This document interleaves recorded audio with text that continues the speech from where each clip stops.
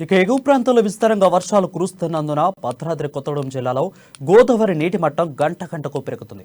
ప్రస్తుతం గోదావరి నీటి మట్టం 40.10 అడుగులతో ప్రవహిస్తుంది. దీంతో అధికార యంత్రాంగం అప్రమత్తంగా ఉండాలని కలెక్టర్ ప్రియాంక ఆదేశాలు జారీ చేశారు.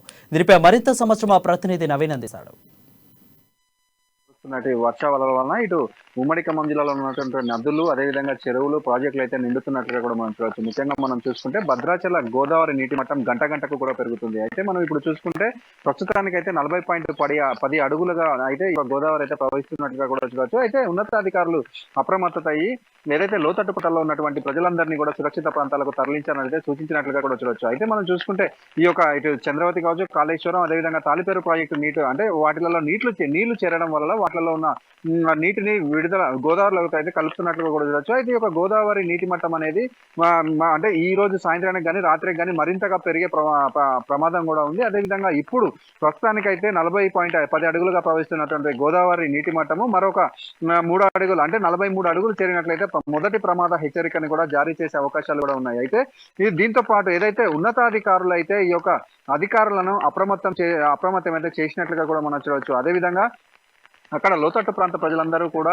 జాగ్రత్తగా ఉండాలని, లోతట్టు ప్రాంత ప్రజలందరినీ కూడా సురక్షిత ప్రాంతాలకు తరలించాలని జిల్లా కలెక్టర్ అయితే సమీక్షా సమావేశాలు నిర్వహించి సమీక్షా సమావేశంలో ఉన్నతాధికారులకు అయితే తెలియజేసినట్లుగా కూడా మనం గమనించవచ్చు. అయితే ఈ యొక్క సమీక్షా సమావేశాలలో జిల్లా కలెక్టర్ ప్రియాంక ఆలా మాట్లాడుతూ ఏదైతే ఈ యొక్క అంటే లోతట్టు ప్రాంత ప్రజలందరూ ఏదైతే గోదావరి యొక్క వరద అనేది క్రమక్రమంగా పెరుగుతున్న నేపథ్యంలో అంటే పోయిన సంవత్సరం యొక్క సంఘటన మరలా పునరావృతం కావద్దని ఏదైతే లోతట్టు ప్రాంతాల్లో ఉన్న ప్రజలందరూ కూడా సురక్షిత ప్రాంతాలకు తరలించాలని అయితే అధికారులు అయితే సూచించినట్లుగా గమనించవచ్చు. అదేవిధంగా జిల్లాలో ఉన్నటువంటి ప్రభుత్వ అధికారులందరికీ కూడా ప్రభుత్వ సెలవులను రద్దు చేస్తున్నట్లుగా కూడా జిల్లా కలెక్టర్ అయితే ప్రకటించినట్లుగా కూడా చూడవచ్చు. ఎందుకంటే ప్రతి ఒక్క ఉద్యోగి కూడా ఈ యొక్క విపత్కర పరిస్థితులలో ప్రజలకు అందుబాటులో ఉండాలని ఆమె అయితే వెల్లడించారు. అదేవిధంగా గర్భిణీలకు సంబంధించి గర్భిణులను ముందస్తుగా ఈ యొక్క ఆసుపత్రులకు అయితే తరలించాలని భద్రాచలం ఏరియా ఆసుపత్రిలో గర్భిణులకు ఒక ప్రత్యేక వార్డు కూడా కేటాయించినట్లుగా కూడా ఆమె చెప్పారు. అదేవిధంగా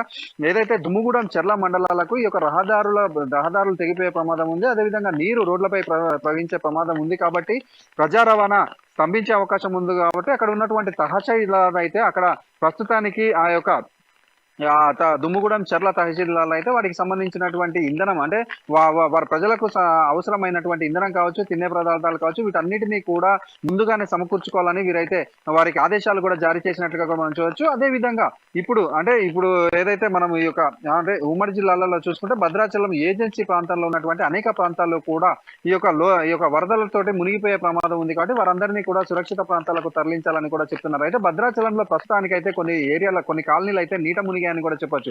అంటే ఈ యొక్క వరద నేపథ్యంలో ఈ యొక్క భద్రాచలి గోదావరి అదేవిధంగా మురుగునీరు అంతా కూడా ఈ యొక్క కాలనీలో జరుగుతున్నట్టుగా కూడా చూడవచ్చు. అయితే పోయిన సంవత్సరం మనం చూసుకుంటే 71 అడుగులుగా ప్రవహించినటువంటి గోదావరి ఆ యొక్క భద్రాచలంలో అయితే అనేక ప్రాంతాలు కూడా నీట మునిగాయి. అదేవిధంగా బురుగంపాడు అంటే ఇటు చూసుకుంటే మనం బురుగంపాడు, భద్రాచలము, చెర్ల, పినపాక, మనుగూరు, ఈ యొక్క అశ్వాపురం ఈ మండలాలన్నీ కూడా ఈ యొక్క భద్రాచల గోదావరి పరివాహక ప్రాంతాలుగా ఉన్నాయి.